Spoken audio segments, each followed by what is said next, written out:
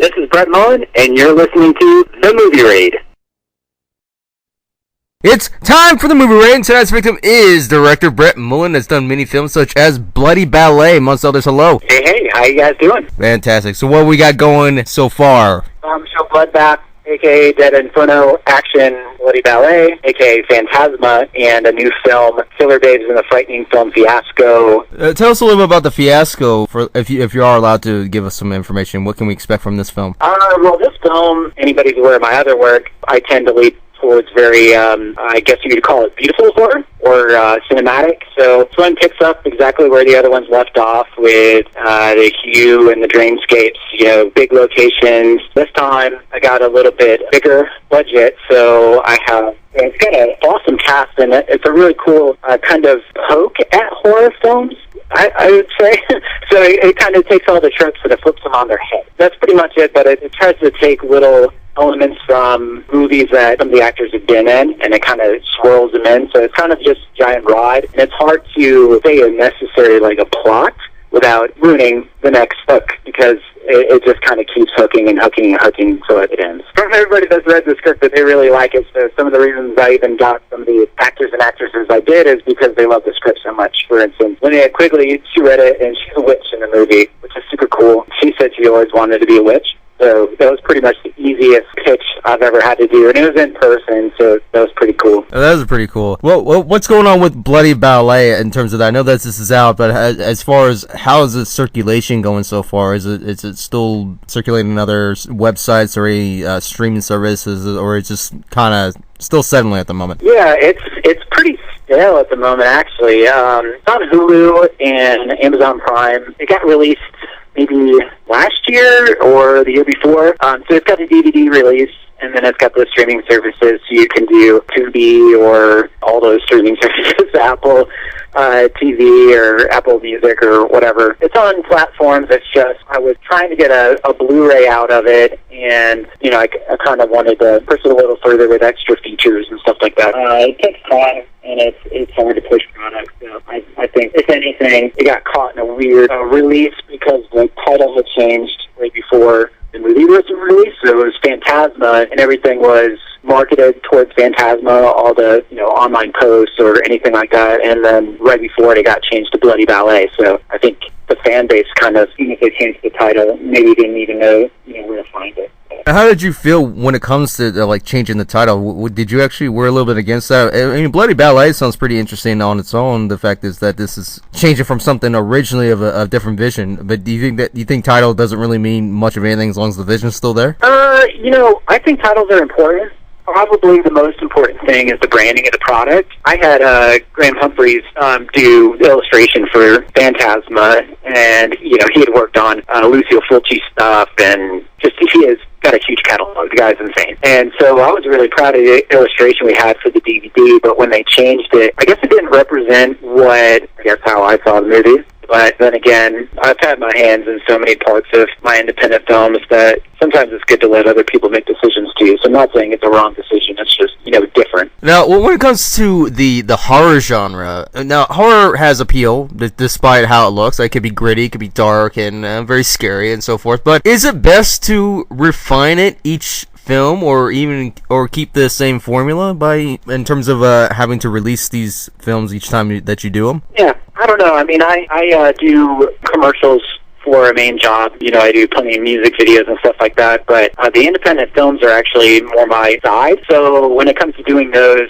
I've had people approach me and they're like, oh, why don't you do this and this and this, because you can easily market that and easily make money doing that. And for me, just kind of, I want to do what I love that's really important, and try to connect with the fans that have the same taste as me. For instance, I'm really, really into Italian cinema. Just what I love. I love the giallos. I love the zombie films and that kind of stuff. So when it comes to making a movie, I kind of just tend to what is inspiring me at the time. My style kind of trickles into each project, but then it also is really cool to see where the independent artists I work with, whether it's special effects or anybody from the lighting crew or makeup or all those ideas put together, makes it a completely different look and feel from anything else. I think the collaboration is the coolest thing.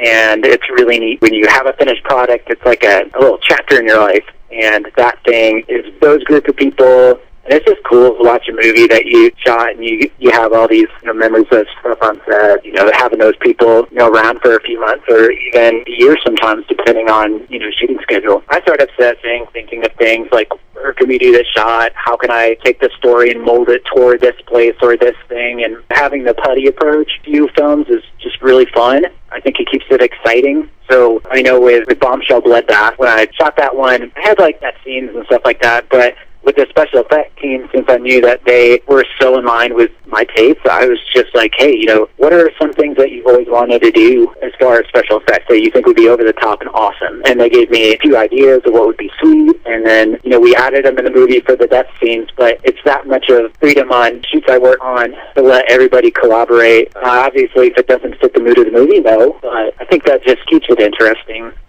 Yeah, and of course, a director's vision is pretty much often accepted for the most part, but how can it be accepted as an example of display of that vision? How can it be more accepted to get this vision out there to really show from other filmmakers? Yeah, like I said, it's my creative outlet, and I don't really worry, I guess, who's going to like it, if it's going to sell in this kind of capacity. Maybe further on in my career, I'll be more driven to do something I think is very sellable. But at this point, I'm really just trying to do interesting projects that help mold my craft and do, a stronger vision. And, with each one, I've upped the production. It's looked better. It's gotten a better cast. And so I think it's cool. And I've had plenty of people tell me that they were really inspired by the movie. I've seen a lot of local artists around where I live in North Carolina. All together, we keep creating content. And then, the next person's putting the bar up. A lot of really creative people in this state, so it's just cool to see the stuff that we're putting out on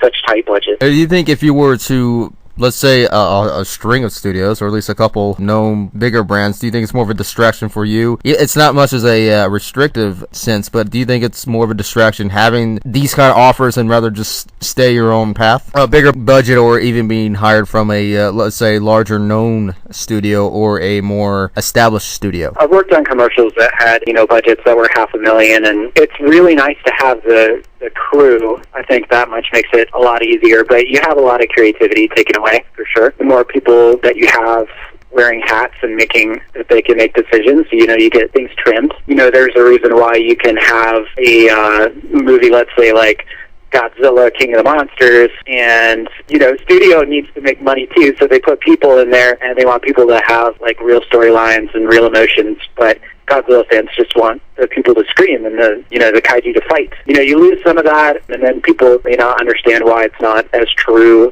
whatever you're going with. But if you're doing it from a fan standpoint, you have nobody in your way, it's a lot easier to carve out something authentic. But at the same time, there's a reason why there's a formula for creating stuff that just generates money. That's cool too. It's nice to have your name out there, stuff like that, and big budget, let's fluff some things, and then put it out in big outlets, so that's nice. Do you think a goal to achieve is also to actually make a challenge to perceive as well? Like, almost kind of like a recycle from achieving the goal, but also make it into a challenge at the same time? Yeah, for sure. I guess, a challenge of mine has been kind of working on the rights for this remake film, and I can't really say much about it. It was really entertaining. It was almost a comedy at one point. There was a lot of stress in trying to come up with the rights and meeting the people in person and doing all this stuff, but it's very rewarding. I think you just let that be your driver for getting the project and getting it started. Is like the challenge itself is cool. It'd be boring if it was easy,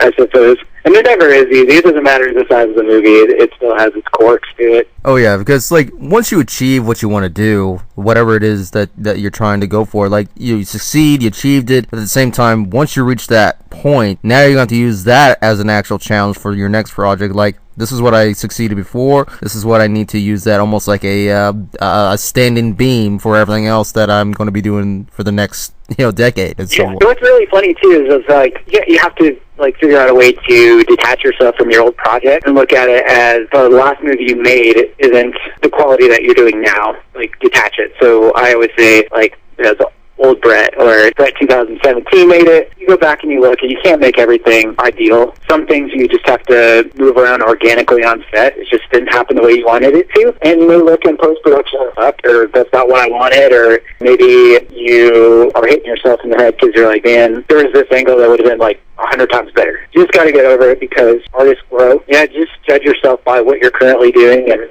by the time the movie's over and I watch it and it premieres, there's like things that make me cringe, but they didn't at the moment when I shot them. This is a part of the process.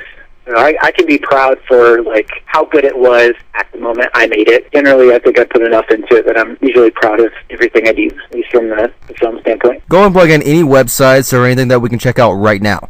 You can view our Facebook, which is facebook.com/Killer Bays and the Frightening Film Fiasco. There is IMDb for it. As far as my work, but I would probably say, if anything, if you want to see some like really cool content, it would be to go to tetravideo.com and order a copy of Dead Inferno, which is retitle of Bombshell Bloodbath. And when those guys released it, they did a 2-disc limited edition, and it's got like more behind the scenes than actual movie. It's so cool. It took a while putting everything together, but it really shows an in-depth book of independent filmmaking, and especially for my first film, that was such a blessing for those of us to reach out and be interested in using it. So it's like #1 in the Tetra magazine, which is super cool. That thing, I think they just put it for sale, the reprint. I think there's only like 100, but that'd definitely be worth picking up if you want to get like more into the world of what we're doing. Cool. There you have it, everybody. That is director Brett Mullen.